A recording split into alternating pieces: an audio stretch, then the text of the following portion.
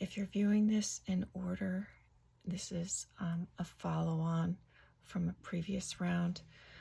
I had gotten partway through an album and realized that I had changed actually countries, and I decided that I wanted to use the rest of the album as a new 15 photo challenge. And then I changed my mind. I said, nah, I'm going to let those photos go.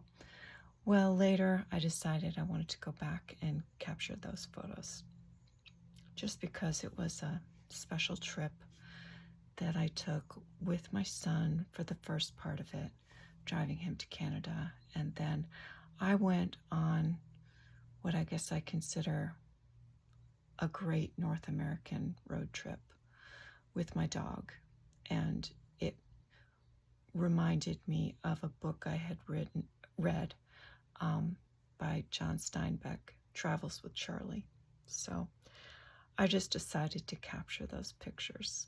15 photos out of many. I didn't count, but so I'm just going back and I'm going to show you the photos that I picked out. What I'm going to do is scan them and then post them in a blog post with captions.